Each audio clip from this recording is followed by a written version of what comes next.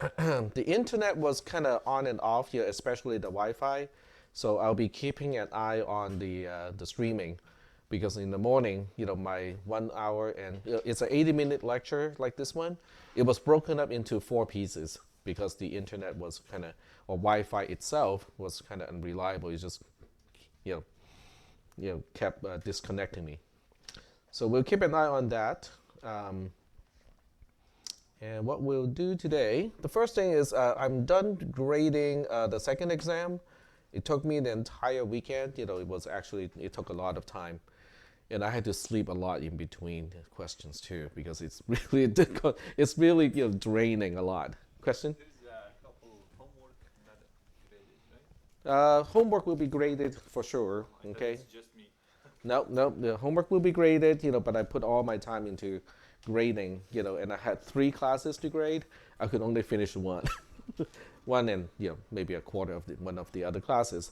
So anyway, it's all done. I looked at the scores, and I think it's relatively, you know, typical of a class like this. Okay, there are, I'm gonna guess, about you know, maybe 7 or 8 people of this class, getting A's, getting more than 87.5% in the second exam. So that's actually pretty good. I mean, a quarter, close to a quarter of the class, getting, A's, and, good number of people getting B's. You guys know that the grade for this class, in terms of percentage, is not the same as the other classes. So to get an A is 78.5% or more. To get a B is 62.5% or more. To get a C is 37.5% or more. To get a D, now that's is 12.5% or more, and then the rest will be F's. You got something to say? Yeah, go ahead. So it is really hard to fail this class, is what you're saying. Well, if you study, yes. Yep. So if your total grade is 37.5%, you will still pass the class? Yes. If your total percentage is 37.5% or more, you'll be passing the class with a letter grade of C. Now, the question is, how successful will you be in the next class, right? So the worst possible grade to get out of any class, I think, this is just my mind, okay, is a C. Because you pass, which means you're not qualified to take the class again. If I get a D or an F out of a class, okay, I have to take the class again. But when I take the class again, the new grade is going to override the failing grade. So for most practical purposes, it is like, okay, I have to use one more semester's time in order to get through the class, but I might be learning more, okay, because the second time, I take the class, I might be absorbing more material. To get an A, obviously no one's going to complain, okay, and go like, oh man, I got an A out of the class.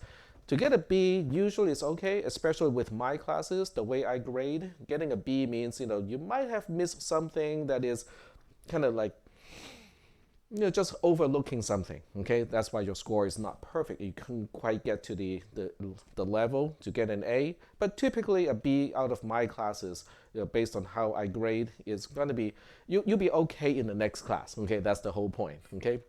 A C is really the worst, okay? Because you cannot take the class again, and yet at the same time, if I assign a grade of C, to any of the questions, that means, the understanding is quote unquote sufficient, but it really is marginal. Yep. You said you can't take the class. I thought you could. Hmm? You said if you have a C, you can't take the class. You cannot take the class with a C.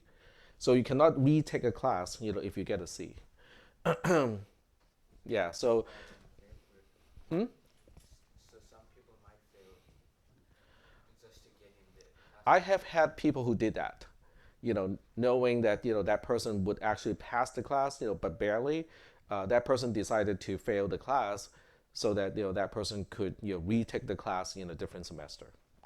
Now, he did that not only to gain a better understanding of the material, but also to improve the GPA. Because he was betting on, if I take the class again, I'll be probably getting a B or an A, but better than a C. So there are different strategies. Okay, So I'm guessing most of you know what class you need to take next after this class. Yes? Okay. So I'm going to give you a map just so that you know how important this class is. So this is CISP 300. It goes to CISP 360. Okay. But after CISP 360, it branches out. Okay. So it goes to CISP 310. Most people take 310 like in their last semester or whenever their load is not heavy because CISP 3 then does not lead to any of the other classes. So it goes to CISP 400, and CISP 400 goes to CISP 430, which is data structure. And then data structure is a co-requisite, so I'm going to put it sideways to CISP 440. So these are the main classes that you have to take within the CISP discipline if you are planning to transfer to a computer science program at a 4-year university. If you are studying engineering or mathematics, I think you can stop at 400. Is that correct? 360. Okay, so this is what you need for engineering or math or some of the other majors that need programming, but the rest would be for computer science, computer engineering, and usually also electrical engineering. So that kind of shows you how important 300 is because it is the foundation for CISP 360, and then 360 just branches out. Okay, most of the other classes rely on concepts in CISP 360. Yep. In order to take 310, you need 360, right? In order to take 310, you need 360 first. Yes. So I know the numbers are kind of they don't make sense, but that's kind of historical. I cannot comment on that part. Yep. Question. After 360, there is just option. You can take 400 or 310, or you should take both. You can take both at the same time if they're both offered in the same semester. So this is fall 2019. So you can take this in spring 2020. So that means fall 2020, you can take both CISP 310 and CISP 400. But that's a heavy load, okay? Because the relationship between CISP 310, CISP 310 is assembly language programming, which is kind of on its own, okay? It doesn't quite relate to 400, 430, or even 440. There's a little bit of relationship between these two, between 310 and 440, but it's not that much. I mean, both are requirement, not like it's not or 310 or 400. That is correct. So you need both to get a transfer degree to a 4-year university. So 310 and 440, typically some people wait until the last semester to take 310 and 440. You just have to kind of balance your load because you don't want to take on too many heavy duty classes. And I can tell you, most people consider 310 as a heavy duty class, and then 440 is also considered a heavy duty class. 400 and 430, these two are closely related. So between 360, 400, and 430, it's kind of closely related. So most people want to take these three in consecutive semesters so they don't forget some of the material that you have learned. Okay, but 310 is kind of on its own. Okay, it's a little weird, and then 440 is good to take with 430 or right one semester after. Yes. The two you said that are similar, would it be good to take them both in the same semester if it's offered then? Which one? You Which said there's two that are similar? similar? They're not the same, but they're pretty similar. Which two? I don't remember which one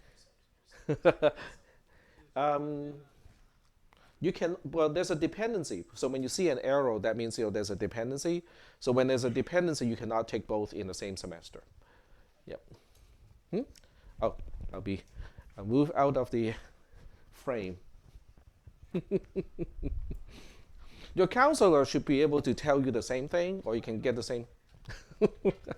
You can get the same thing out of the catalog as well. Yep.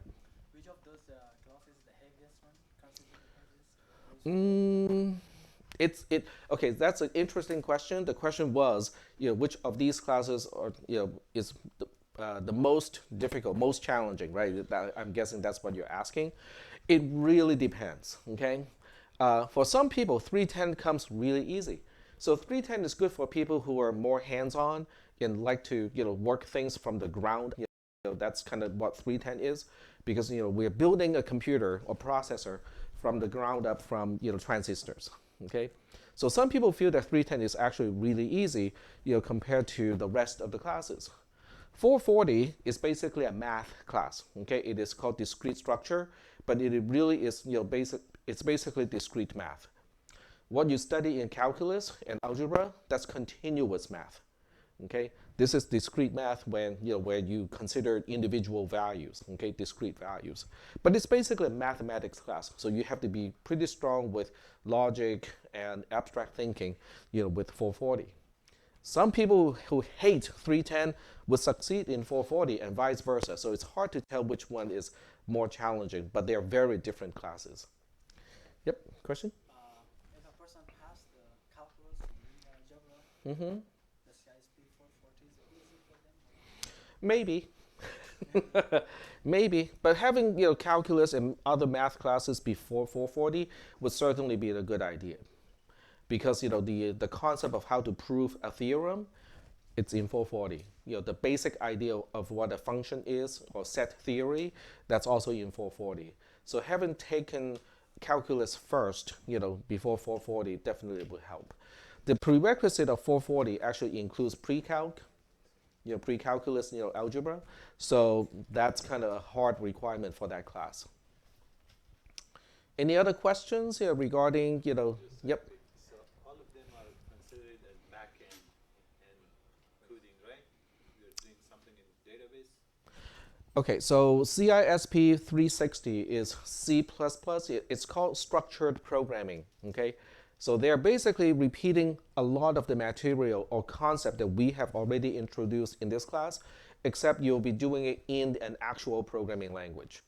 So having this class to introduce the concept first, what is a conditional statement, what is a pre-checking loop, what is a post-checking loop, what is a subroutine, what does it mean when we return a value, what is a parameter that is passed by value, what is a parameter that's passed by reference, what is a record, all of that stuff, the concepts will carry over to 360. But in 360, you'll be actually writing code in C++, which adds a whole different dimension, in terms of the challenge. Because in this class, you're not writing any code. I'm writing all the code. You're just tracing it, right?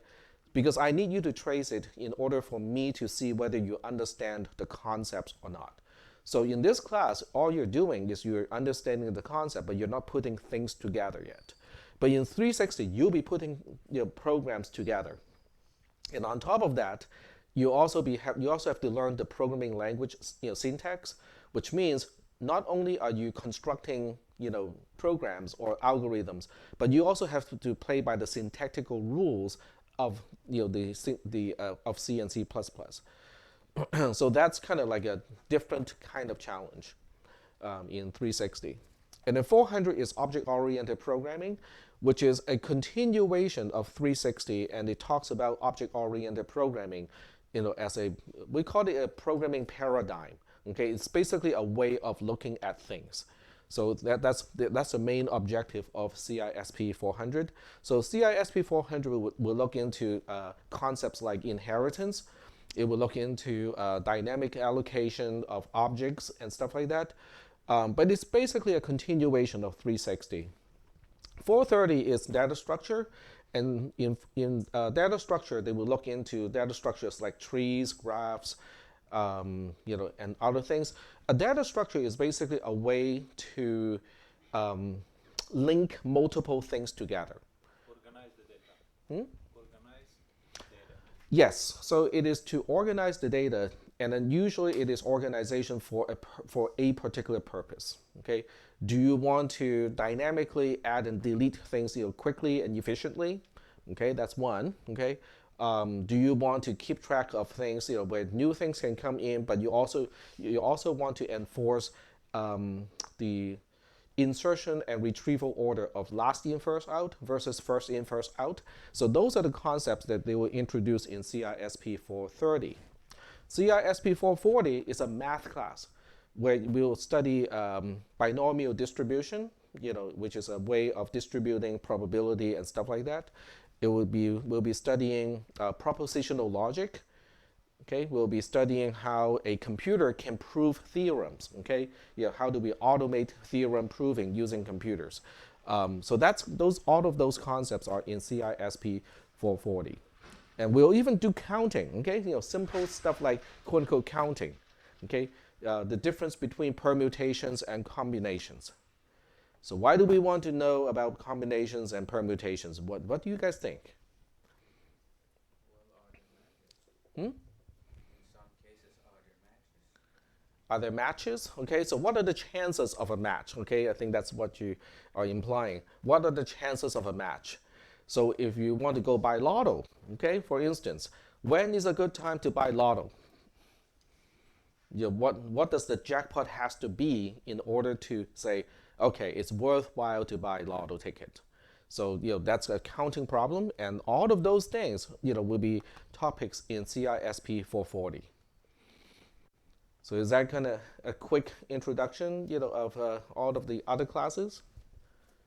I think I forgot about CISP 310. So this one is looking into a processor, and we are quote unquote building a processor from the ground up using transistors, and that's the purpose of CISP 310. And the way it relates to CISP 360 is by the time CISP 310 is done, students will be able to write in assembly language, which is a very low level programming language. They'll be able to implement C programs in assembly language in CISP 310, and therefore having a very good understanding of the low level operations of a C program. Well, when I say C, it also includes C++.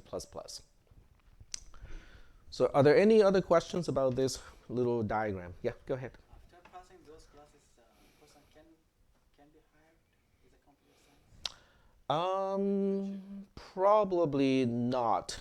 Yeah, internship, yes. Okay, student assistant and internship probably, but to be hired, as a software developer or a software engineer, probably not. Most of those positions, if you go to monster.com to look up, what is the minimum requirement to become a software engineer or developer, a lot of times, they require a bachelor's degree in computer science or a related major. So that would include computer engineering, and oftentimes it will also include electrical engineering. So you do need a 4-year degree if you want to become a software engineer. A developer is slightly different. It depends on what kind of a developer you want to become. Any other questions? Yep. I had a question about the grade book. Is that okay? Yeah. So in the syllabus, it says the final is 40% of our grade. Yeah, I have to adjust it. The reason why it has that kind of oddball percentage is because last time I taught this class, it was last fall. So fall of 2018 when we had that smoke issue. Were you guys here when we had that smoke issue and the school had to shut down for what? Almost 2 weeks, right? So we lost 2 weeks, and unfortunately, those 2 weeks, was when we were scheduled to have the second exam. So the second exam evaporated; it went up in smoke. So that's why I had to reproportion the homework assignment, the first exam, and miss the second exam and then the final exam. So I will fix the final exam percentage to be 40%, when we get there. But that's a good reminder. Thank you. Any other questions? No other questions. All right. So if there are no other questions, we are going to move on. And also, I just want to remind people that the MBTI personality assessment is a tool to help you understand your own strengths. Okay, so it's sorry. So it's just a resource. Okay, some people feel that it is really accurate to a creepy level, and some people feel that it is not really useful. So you can do the test, and evaluate whether it is useful to you or not. I think it's a good tool to help you understand what occupations are would everybody has strengths. Okay, so the question is what kind of occupation align with the things that you're already good at doing. So that MBTI test, can potentially do that. All right, so we're moving forward, and we have the BIREF homework assignment due today. So that's the first thing we'll do is I will go ahead and give you the solution to that homework assignment. So let's go ahead and get this done. So as I do this homework assignment, you might want to compare this to your submission. You don't have to have the file in front of you. Okay, just compare to what concept you use as you turn it in.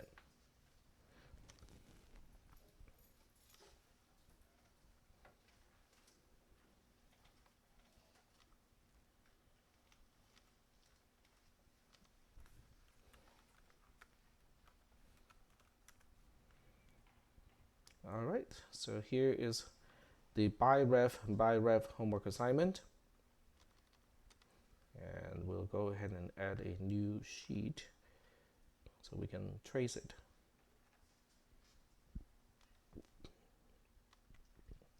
To all of those people who do not like doing traces because it's very tedious, it's very time consuming, this is the only class you'll be doing it. I mean, really.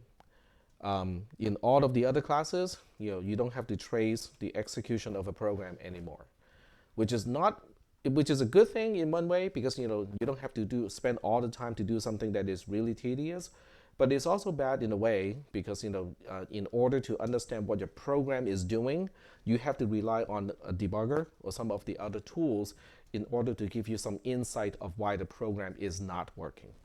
So all right, so we look at this code here and we first ask the question, do we need a column for comments? And the answer is no, we do not have any conditions to evaluate. So we just need to start with line number. Then the next question to ask is, do we have any global variables? Okay, as I was grading exam 2, apparently a good portion of the class, still I'm not getting the concept of what makes a variable global.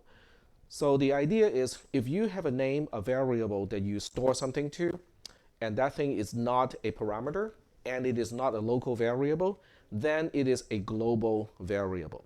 Okay? So whenever you see an assignment operation like this, okay, you have to ask, what is on the left-hand side? N is on the left-hand side. Is n a local variable? Is it a parameter? Well, in this case, it is a local variable. So n cannot be a global variable. On line 8, we have y on the left-hand side of an assignment. So now the question is it, oh, I messed up here, didn't I? I did mess up. Because this x, there's no x. So I'm not really sure how you can trace this program. So it's my bad, okay? This is definitely my bad. I think this I meant to have y gets y times 2 is not supposed to be x. But the way it is right now, x is a global variable. Because within this context, y is accounted for. Y is passed by reference, okay? We don't have a problem with excuse me, y is not a problem because y is passed by reference. But when you look at this x here, it has no definition within the subroutine itself. It is not defined as a local variable. It is not defined as a parameter of any kind. So x is a global variable. Okay. So given x is a global variable here, we're gonna have a problem. Okay, because you will see later. And then we go to line 3, which is also an assignment operation. X is on the left-hand side. And as a result, we have to find out how x is defined. It is passed by reference. So this one is not a problem either. So when we trace this algorithm, we'll encounter the problem that I mentioned earlier. Because we have x as a global variable. This is the precondition. And what should we put here? Question mark, because as a global or local variable, it is unknown. The value is unknown to begin with. We start on line 15. The return line number is post because line 15 is the last line of the program. And when we look into main, it has a local variable n. So we allocate a column for n here. and then we'll put a question mark here. And then after that, we can go into main, we'll go to line 12, and gets a value of 2. Then we get to line 13. Line 13 is invoking ABC, which is all the way up here. So that is not the problem. We don't have a problem yet. So right here, we say return line number is whatever is after the invocation, which is line 14. And then x as a parameter also needs its own column. The expression that we use to specify n is to specify x is n, and x is passed by reference. So the question now is, what should I put here? A reference to which column? N is occupying column D. Yep. So we can say AKA column D, or we can say reference to column D. So there we go. Okay. Now we can continue execution in the subroutine ABC, starting on line 3. Line 3 says x gets x plus 1. Okay, we'll work on one side at a time. We'll work on the right-hand side first. We have to find out what x is. X is also known as column D. Okay, so to find the value of x, we have to go to column D, which currently has a value of 2. Okay, 2 plus 1 is 3. Where do we store the 3? We're supposed to store the 3 back into x. X is a reference of column D. So this is something that I found a few people doing, is to update the parameter itself. And that is not how we use a pass by reference parameter. Okay, so the idea of a pass by reference parameter is we do not change the parameter itself, we change whatever the parameter is referring to. So in this case, it's referring to column D, and it is column D that is updated to a value of 3. Is that okay? All right. And then we move on to line 4. Line 4 says we have to invoke DEF. Okay, so let me go ahead and shrink some of these columns so that we have enough room. There we go. All right, so on line 4, we have to invoke DEF.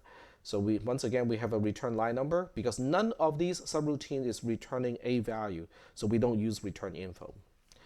And the return line number is 1 after the invocation. The invocation is on line 4, so line 5 is where we need to go back to. And it has a parameter y, which is passed by reference. Okay, so we'll shrink this one a little bit. All right, so now the question is, what are we using to pass to parameter y? We're using parameter x. Now this is something that we talked about in the lecture before Thanksgiving break, is when you have a parameter that is passed by reference to you as a subroutine, and you're passing that parameter along to another thing that is also passed by reference, you're just passing the reference itself along. Okay, so you're not going to pass a reference to a reference. You're just passing the reference itself, which is AKA column D, along to the new parameter.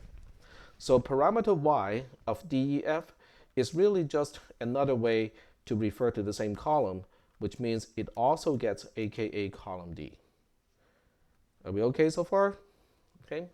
I'm fairly sure this was demonstrated in the class right before the break, okay, because I demonstrated all 4 combinations of by val, by val, by val, by ref, by ref, by val, and then by ref, by ref. Okay, so this is one of those combinations.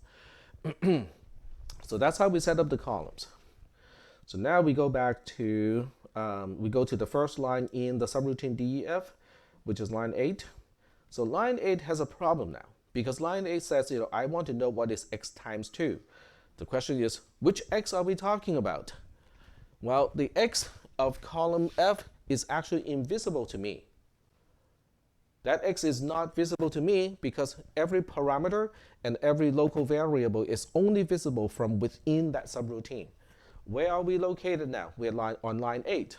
Line 8 is in the definition of DEF.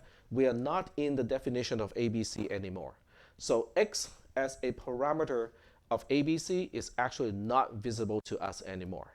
So the only other x that I can access is column B. I look at column B and say, It doesn't have a specific value. I cannot multiply something without a specific value. So at this point, I have to stop the execution of the program because I cannot resolve what is the value of x.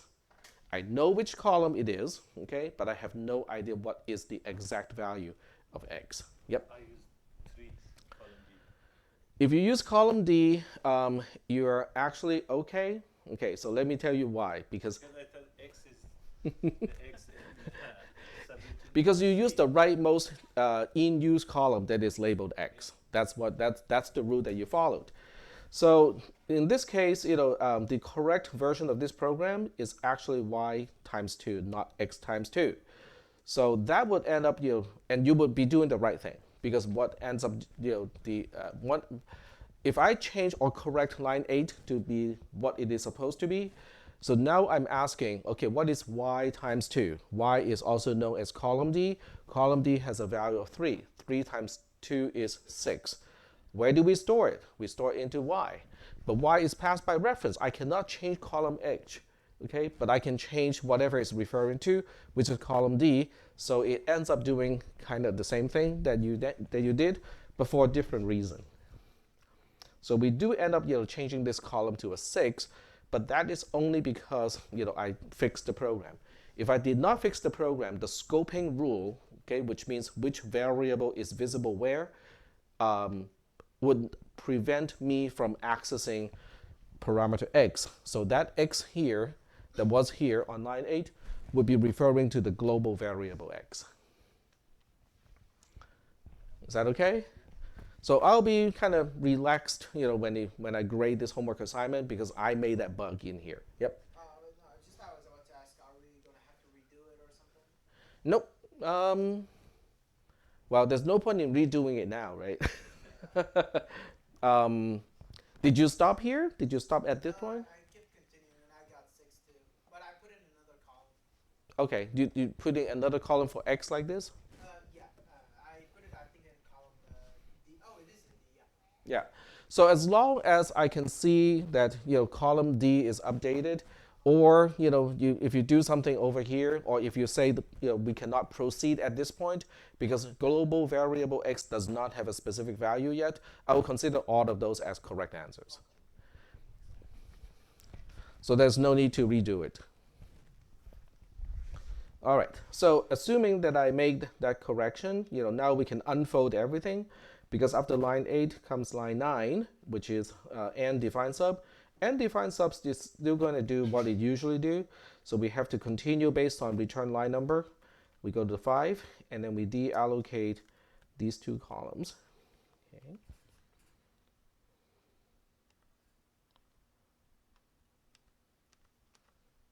And then on line 5, which is also n define sub, we have to now deallocate these 2 columns. And remember that we have to go back to line 14. And now that we are at line 14, it's the same deal, okay? N define sub again. So this time we have to deallocate these 2 columns and continue execution at post, which means we are all done. There's nothing else to do. So after the correction, this is the intended result of the program. But without the correction, I'm going to count, all of the things that we described earlier to be correct. If you do it this way, I'll count it as right. If you stop the execution of the program and say that we don't know what is the value of x, I'll count it as correct as well. Yep. So right now we do need the X. Column. That is correct. Once I fix it, then there won't be a global variable x anymore. We didn't use X there as global variable. Is it? Yeah. Yeah, that's fine. Yep. All right. So are there any questions about this particular program, or how it is traced? No questions? We all good? Okay. All right. So after this, we're going to go back to something that we talked about a while back, and that has to do with records. Okay, so we're going to go back to records.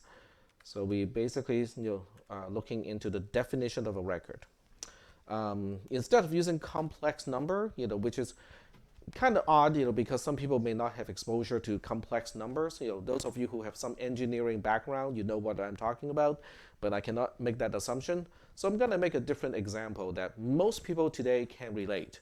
Okay, if I say RGB, what would that remind you of? Colors, right? Okay, red, green, and blue. Okay, for those of you who have kind of hand coded, HTML and customized, the colors of stuff, you probably remember, RGB as the three values that you have to specify a particular color. Okay, so we're gonna use that as an example. So we say record, or would XY coordinate be okay too? No? Yes? Maybe?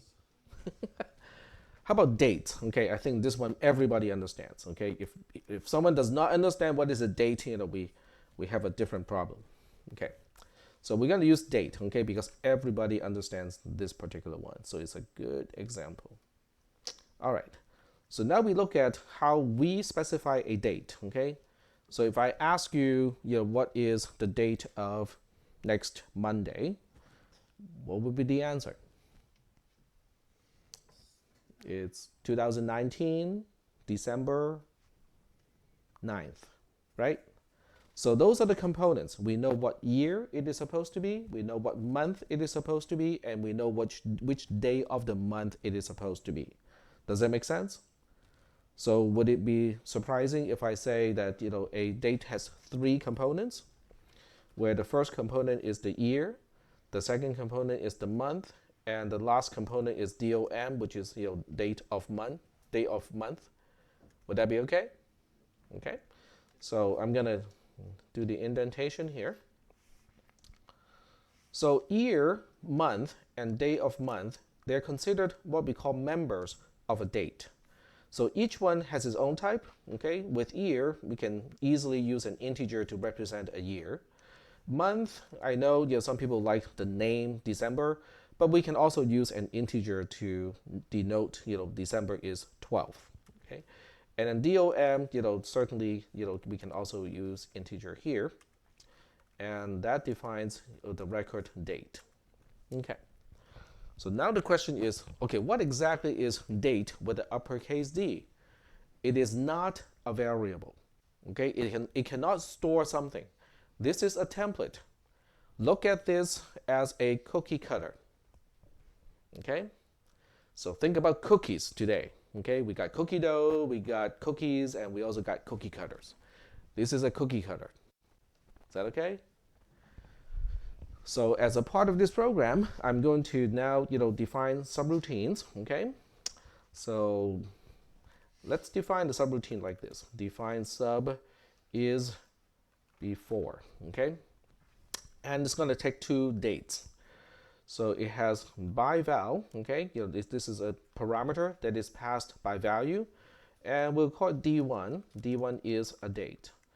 By val, D2, it is also a date. So given that D1 and D2 are dates, how can we determine whether D1 is before D2 or not? How do we compare dates? Now that we know that a date has three components, it has got the year, the month, and the day of month.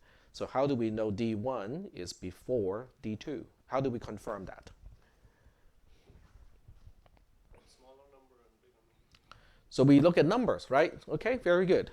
So as D1 and D2, we cannot compare those two directly. So, I'll give you the code that does not work, okay? So don't copy this. So if I say D1 is less than D2, it doesn't work, because D1 has three integers in it, okay, and D2 has three integers in it too. So which one am I supposed to compare? Yeah, but the order is not. We know which order because we know what a date is. We know how to interpret the members of a date, but a program does not know that. Okay, it lacks what we know as common sense. So we cannot just do this compare. It does not work. Okay. Because we can only compare integers, okay, or numbers. So now we have to say, since we cannot compare the entire thing, what about just pick out the year part of D1 and compare that to the year of D2? Now that will work because the year component or the member year of a date is an integer. I can compare two integers. I mean, that's well defined, right? So we can do that. So we can now say, okay, D1 dot year is less than D2 dot year.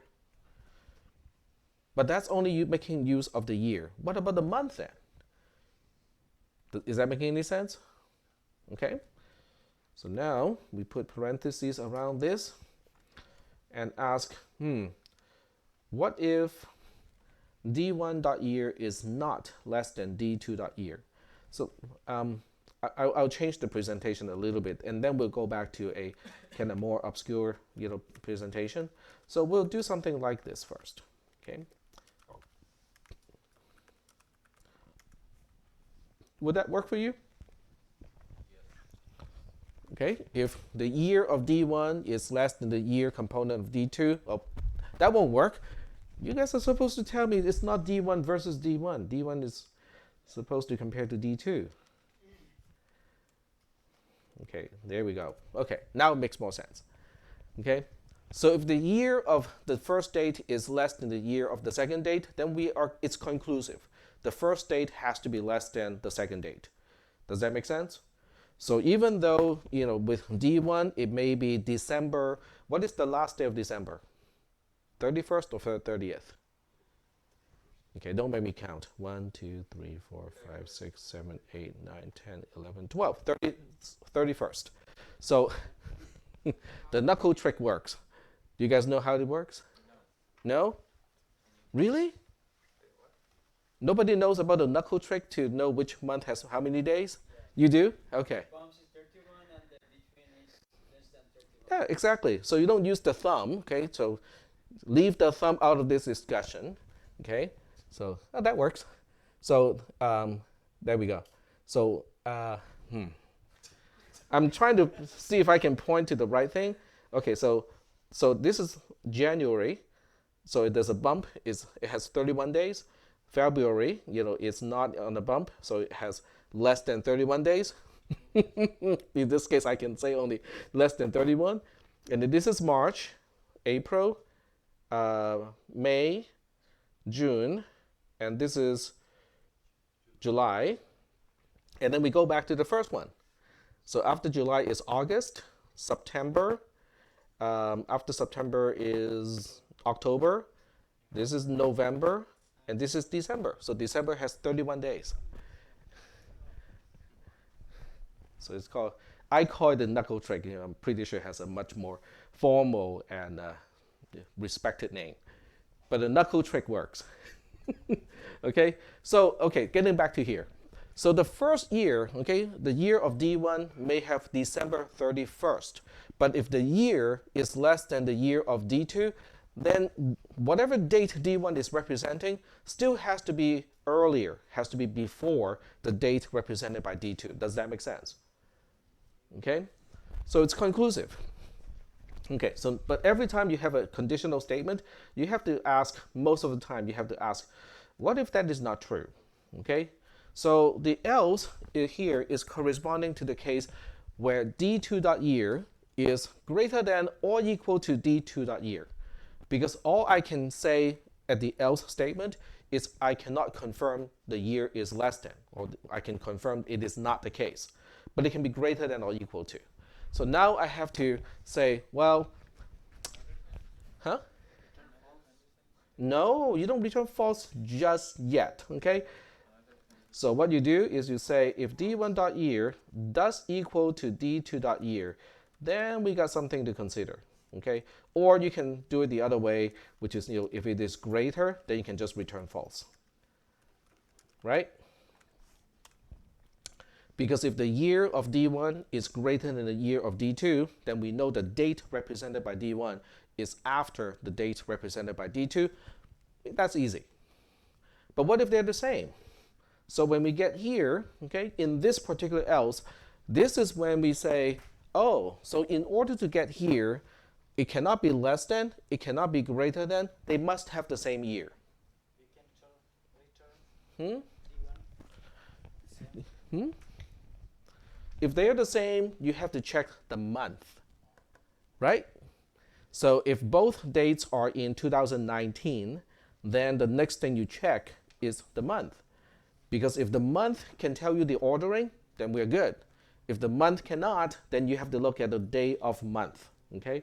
So we're repeating the logic here. And I'm intentionally not using indentation just to show you guys how bad things can get without indentation. Okay? So if I get here, okay, into here, that means the years are the same. So now we have to check the month. So the way we check the month is kind of the same. If the month of D1 is less than the month of D2, then we can confirm and say return true. If they are not less than, if the month is not less than, then we'll check whether it's greater than. If it is greater than, we can return false because we know for sure that the years are the same, but the month is greater than, D1 cannot be before D2. Now this else is corresponding to the case when the months are the same. So now we can say, if they are the same, then maybe we should check the day of month because that's the last thing we can check. We have already confirmed at this point on line 21, we have already confirmed at this point that the years are the same and the months are the same as well between the two dates. So the only thing that can tell me whether one is before the other one would be the day of month. Okay, so now we have to compare the day of month. And you can see how the dot notation is really taking the place, kind of doing the same thing as an apostrophe S in English. It is possessive. It's really just saying, so let me just write it here. See this dot here? It is basically saying the DOM of D1, okay, is it less than the DOM of D2? That is the question, okay? Is it true or false? If it is, then we return true. If it is not, we can now safely return false because even if they are the same, it's still okay to return false. So now we have to ask how many and ifs do we need to close everything? How can we figure that out? Okay, you see a lot of ifs, right? But we haven't seen a single and if yet.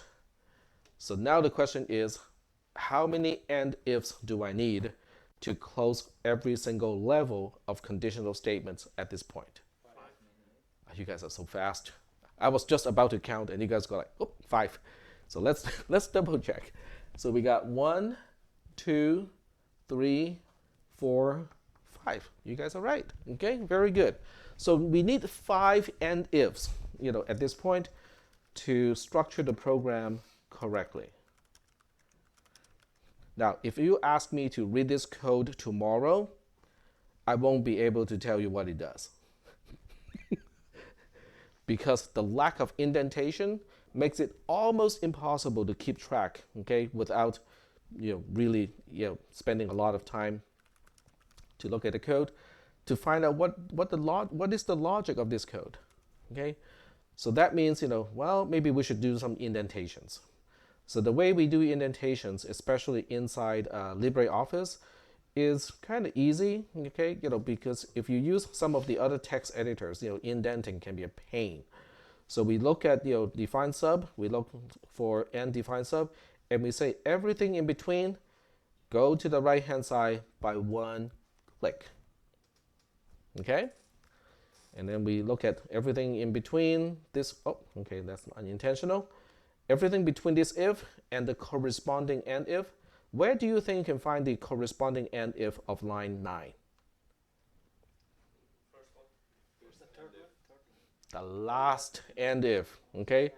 The first if, is matched to the last and if. Remember, they're kind of like open and closed parentheses, okay? So the first open parenthesis matches the last closing parenthesis, assuming they have the same number.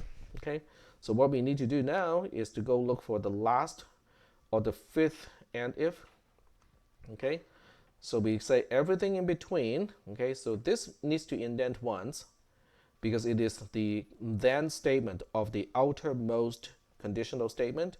but then everything from here all the way down to here are inside the else branch of the outermost conditional statement. Is that okay? Does everybody understand what I'm saying? Okay. So now you have to indent all of these. All right, so now this one needs to be indented because it is the only thing we do in the then statement of the second level of conditional statement. And then the else branch of the second level of the conditional statement would go from here all the way to here. So now all of these need to be indented like that. And then this is the third level of conditional statement. This is the only statement of the then portion of the third level conditional statement, and all of these will correspond to everything that we need to do for the else branch of the third level of conditional statement. So all of these need to be indented.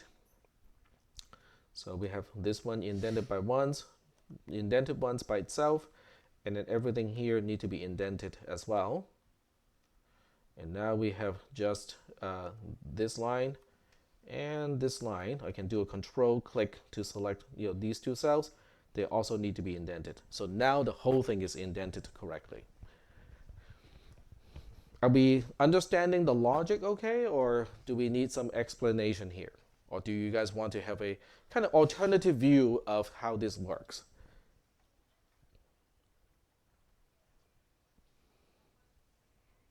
Do you want to get an alternative view of this logic? Okay, very good. Okay, I was waiting for that answer. And this time I'm going to use Zerno because I think it's good to have it captured in the video. All right, so, and I should check my recorder too because because of the networking issue earlier today, the recorder was cutting out sometimes on its own, so I have to double check and make sure. All right, so we're gonna zoom in to page width. There we go. All right. So if you look at this, the logic of this program as what we call a tree, okay, and I'll show you what a tree looks like, okay. It's going to be something like this. It's going to be a lopsided kind of tree, but we'll see what it looks like, okay. So the first thing we do is we ask this question. Okay, let me use the fine version. The first question is the year of the first date less than the year of the second date? Now, how many answers can we get out of this question? Only two, because it's a Boolean, which means it's either true or false, okay? So now we say, okay, well, what if it is true? Easy peasy. If it is true, then we just return true for the entire function, because the function is really asking, is the date represented by D1 less than the date represented by D2? If the year is telling me that the first one is already less than the second one, I don't need to check the month nor the day of month, right? So we're done here. All right, so what if we do not? Okay, so now we go to a whole separate tree. Actually, I don't want it to go all the way over there, maybe just over here. So now the second question I'm asking is, well, if one is not less than the other one, is it greater than the other one? So now we are asking, this is true, this is false, okay?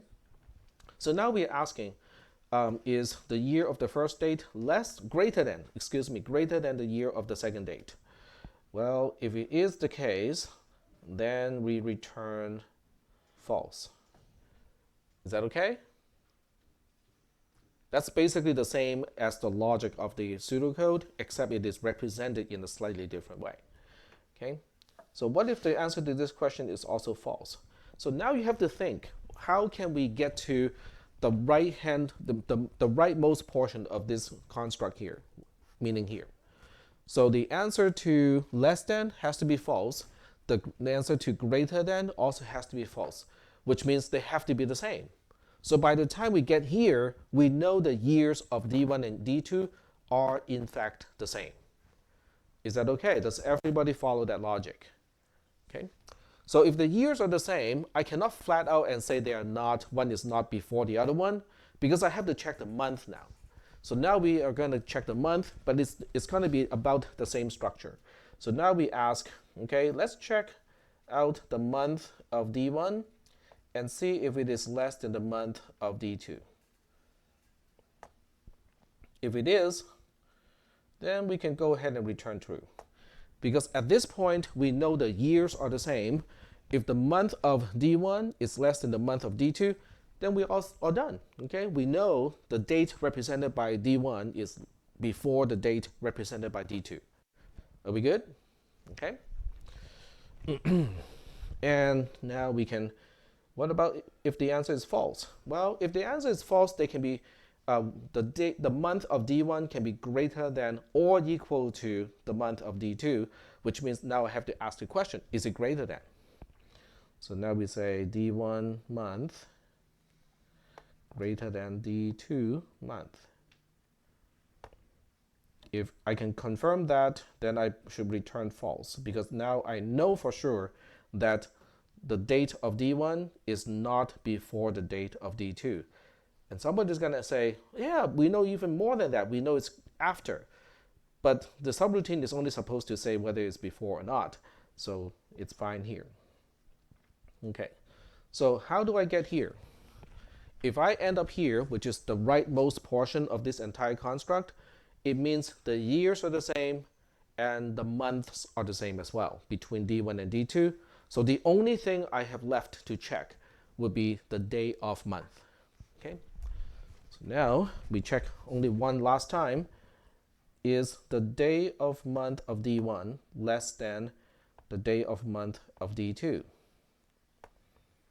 Okay, this is false. If it is true, then we just return true. And if it is false, then return false. So this captures the overall logic of the subroutine that we just wrote, except this is called a decision tree.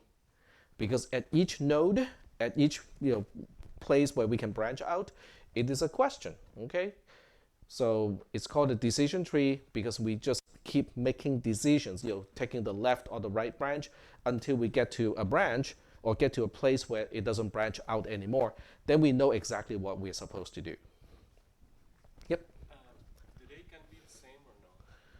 The two dates can be the same, but if they are in fact the same, it will still return a false because it will get down to here. Because if you think about it, if D1 and D2 are exactly the same, they're the same date, then we'll fail this test, right? Okay, go here. We'll fail that test too. We'll fail this test, we'll fail that test, and we'll fail that test. So we'll end up returning false. So are we doing okay so far? With the an alternative representation of the logic of this particular subroutine. It's known as a decision tree. Okay, it's quite useful, because it allows you to graphically look at the logic of something and be able to kind of just follow the branches and find out, how it works. And it is an easier way to follow, to compared to the text representation. So let me switch back to the text representation that you guys can kind of, compare and contrast. Oh, not this one. This one here. So when you look at the, go back to the tree. Oh, I just missed it. There we go. So when you look at the tree representation and then you look at the text representation, you can see how, the tree representation is a little bit more intuitive compared to the text representation. So that's why, sometimes when you need to explain the logic to someone who is not a professional developer or a programmer, you use a diagram, okay? It really helps. So are we okay with this subroutine? Yes? Okay. Are we okay with the notation of a dot? Okay. What is the dot doing? Okay, here, it's all over the place. It is really the same thing as apostrophe S in English. Okay, it is just saying D1 dot month is saying D2's month, or the member called month of D1. Object and property. It is the same thing. You can call it a property of an object. in which case you can call D1 an object in this case. You can call D2 an object in this case. I'm just trying not to introduce additional terms, okay, the object term. But it is also called a member. Okay, it's also called a member of D2, a member of D1. So are we still doing okay? Okay. So now we're going to go to main. Okay, this program is not done yet. Because I have just defined a subroutine and say that, if somebody gives me two dates, I know how to compare them, right? So now we need to define main, define sub main, and we'll go ahead and have two local variables, and they're both dates, okay? So we'll say, text birthday, BD, as one date, okay? And we'll have another local variable, and we'll pick somebody else, Dave's, okay? Because he's retiring, so we can make fun of him. Okay, all right.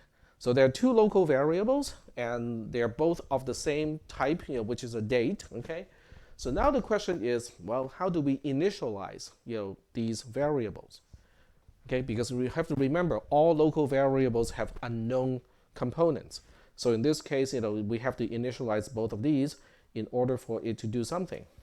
So to initialize tag, okay, one way to do it, not the only way, and not really the correct way to do it, but in this class it's okay. We'll do it this way. So we'll say, now you cannot just say something like 19.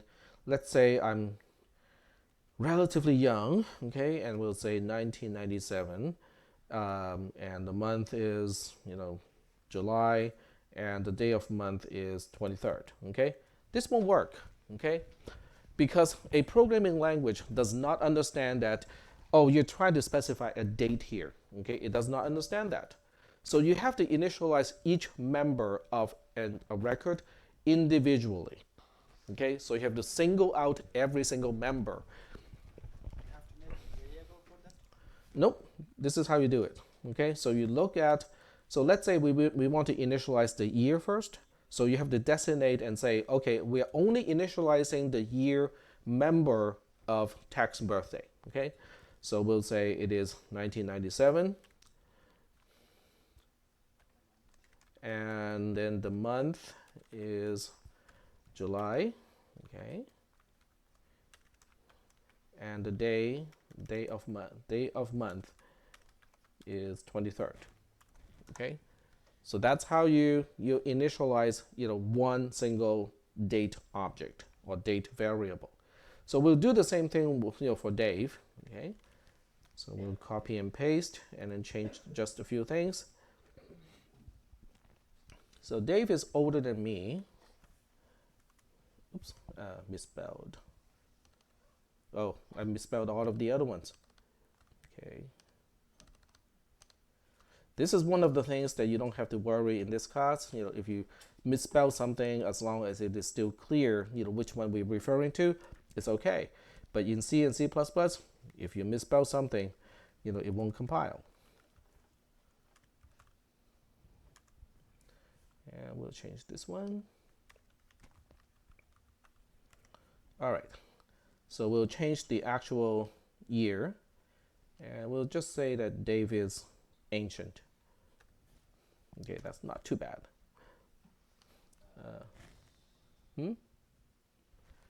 And he is born on April 1st.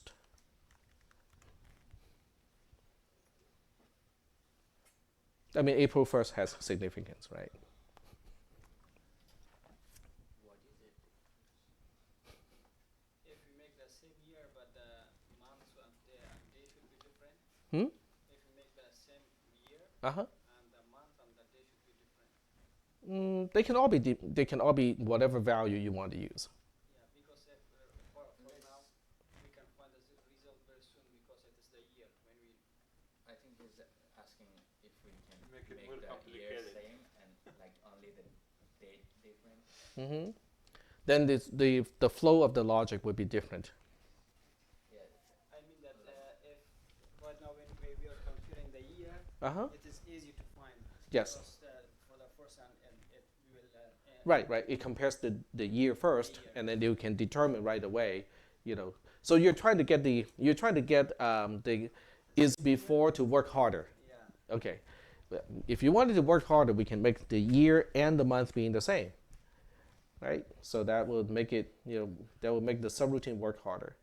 But the purpose of this sample program is not so much to exercise the conditional statement, but to illustrate how to make use of records. So yeah, so we can make it exercise a little bit more. We got time to do it. And the month is July. Okay, so we can do it this way. Okay, so now you look at the initialization of the two dates, and it's really tedious. So now the question is, how do we make use of these two, right? So we can say if, okay, some people are gonna go like, oh, are we doing this again?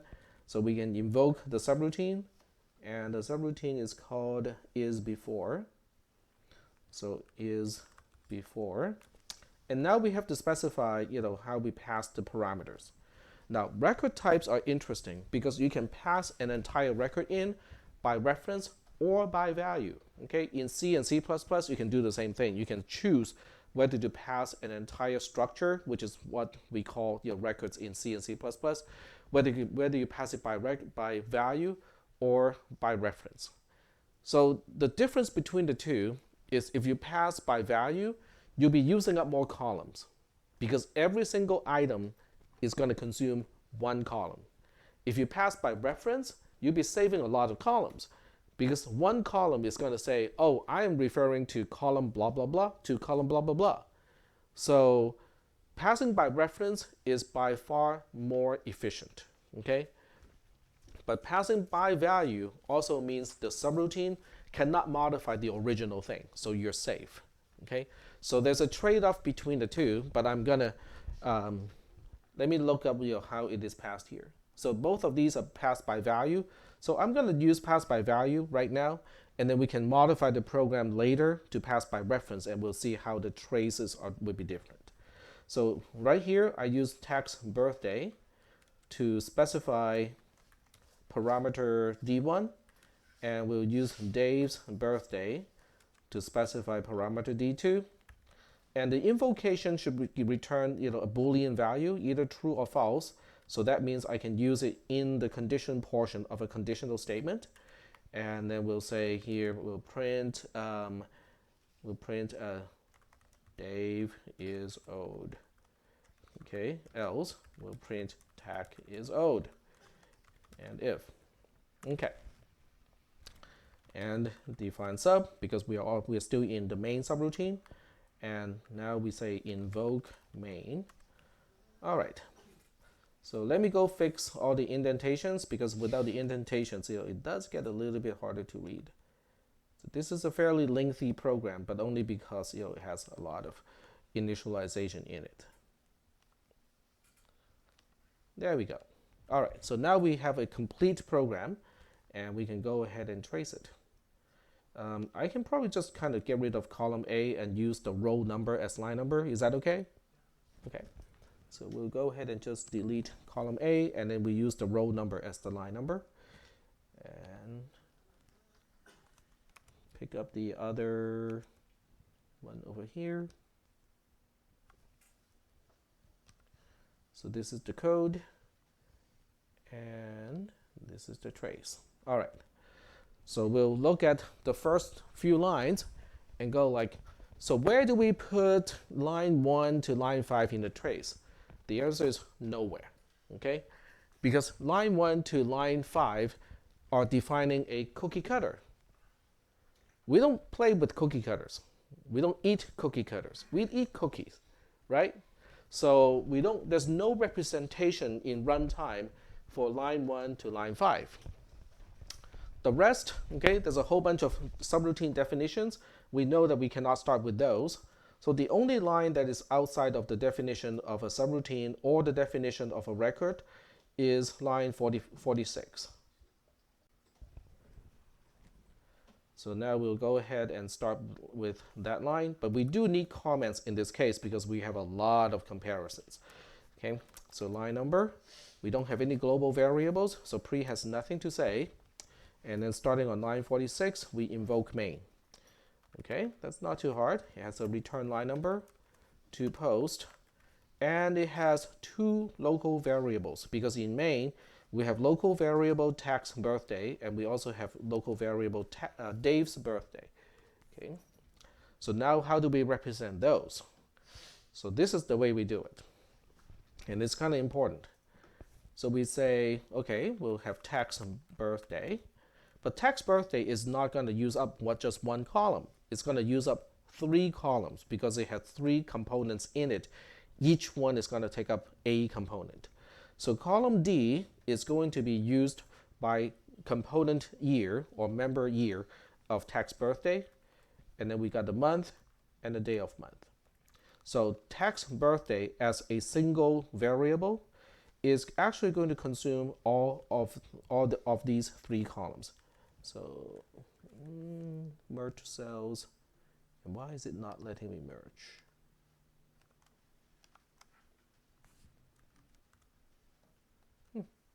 It's not letting me merge the cells. That is kind of odd. Oh, I think I know why. I need to turn off track changes. There we go. Now we can merge. Whoops. There we go. There we go. So is this clear, how we are representing the use of columns? Okay, so tax birthday is not using a single column, it's using multiple columns. And we can shrink the columns because we have a lot of things that we need to use the columns for, so I kind of need to shrink it in so I have more space. There we go. We can also zoom out a little bit. Yeah, oh, okay. All right, so you guys can still read this? Yeah. Okay. All right, so now we have Dave's birthday. Okay, so Dave's birthday, it's kind of the same deal, has its own year, has its own month, and has his own day of month. So now we'll also, okay, I'll do this first, and then we'll do the merging of the cells. Okay. And they're all unknown because these are local variables, so they start with unknown values. Okay, so inside main we got a whole bunch of lines from line 34 to line 39 to assign values here. So these lines are really kind of boring, so I'm gonna do it in a slightly different way than usual. And then we just go here and say 1997, 7, 23, 1997, 7, and 1 in this case. All right, so now that we got everything initialized, we get to line 40. So line 40 is a little bit interesting, but hopefully by now, this does not stump you at all. Is we are having an invocation of a subroutine, but the invocation itself is going to return a Boolean value. It's either a true or a false value. So it is okay to put the invocation into the condition part of a conditional statement because it does return just a true or false, which I can then use to decide which way to go. But the way we trace line 40 is going to be the same thing, as a usual subroutine that returns a value. We have to use return info. And in the return info, we have to clearly state that when the subroutine is before it's done, we have to get back onto line 40. What do we do? Well, we have this part to do when we get back onto line 40. So line 40 is significantly shorter when it comes to the return info, because we just have to say, well, when we come back, we would have what we need in order to make that decision. Is it true or false? Which way should we go? And then the rest of this is going to be a little bit, tedious, okay? Because I have to move it like this because it's going to take up a lot of columns, and this is why I said it's inefficient. Because subroutine is before has 2 parameters. It has got D1 and D2. D1, but what is D1? First of all, it is passed by value, okay? And second, it has a type of date, which has 3 components, has 3 members. So D1 is kind of like tax birthday, it has got a year, it has got a month, it also has a day of month. And so technically D1 would be using column K, L, and M. But because it is passed by value, it means tax birthday will just make a complete copy of tax birthday into D1. So that means the year is just a copy of the year of tax birthday, the month is just a copy of that, and then the day of month is also just a copy of that. Is that okay? All right. So this is how you pass a structure or a record by value. Now there are some terms, I'm going to say it one more time. There are some terms that are quote unquote equivalent as far as this class is concerned. You can call D1, okay, D1 is not a good example, but tax birthday is a good example. You can say that it is a record, you can say it is a structure, you can also say that it is an object. So all of those terms are somewhat equivalent. The term record was used in Pascal, which is a really old programming language. The term structure is used in C, but not C++, okay? And the term object is used in object-oriented programming, which includes C++. But they all mean about the same thing as far as we are concerned, okay? In cisp360, and certainly by the time you get to 400, then you'll understand, what object-oriented programming really is. Okay, but in this class, we don't get too deep into those concepts. So D2 is kind of the same thing. I'm going to be a little bit lazy and just copy and paste. So that's going to be 1997, July 1st. And we'll also shrink the columns a little bit. Not that it's really helping a lot now. Okay, and D2 is using up all three columns. So I'll be okay so far in terms of how the columns are utilized in a program that makes use of records. Are we good? Do you guys remember cookies? I mentioned cookies earlier, right? So I mentioned three things: a cookie cutter, cookie dough, and cookies. Can we identify how those things are represented in the trace up to this point? So we'll start with cookies. What are cookies? What is the cookie dough? Say it one more time. All the columns are cookie doughs, okay? Every single column, starting with column C and all the way to the right-hand side, that's your cookie dough. That's the memory of your computer. That's cookie dough. So cookie dough has no form, it has no shape, it has no name, and you cannot separate one part of the cookie dough from the other part of the cookie dough. That's cookie dough. The cookie cutter is not visible here. The cookie cutter is the record definition. So when you go back to the source code, okay, the cookie cutter is only visible in the source code. That is your cookie cutter. Your cookie cutter is basically saying, okay, I can make a certain cookie shape called date. Okay, every cookie that is stamped out of the cookie cutter called date has three components. The first component has a name of year, the second component has a name of month, and the last component has a name of DOM, and each one is an integer. That is your cookie cutter. It is used to stamp out cookies. Are we good so far? So cookies are columns in the spreadsheet. Cookie cutter is the record type definition. So where are my cookies? We got cookie cutter, we got cookies, so you should be expecting cookies, right? So where are your cookies? I will tell you where your cookies are. That's one cookie. This is another cookie. This is another cookie. And this is another cookie.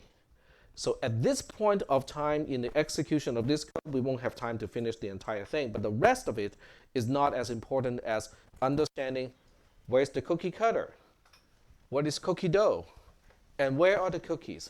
So basically, a cookie cutter says, okay, D1, you are a piece of cookie. Okay, what kind of a cookie am I? You are a cookie called a date. What is so special about a cookie that has a name of date, that has a type of date? You got three components. You got a year component, a month component, and a D of M component.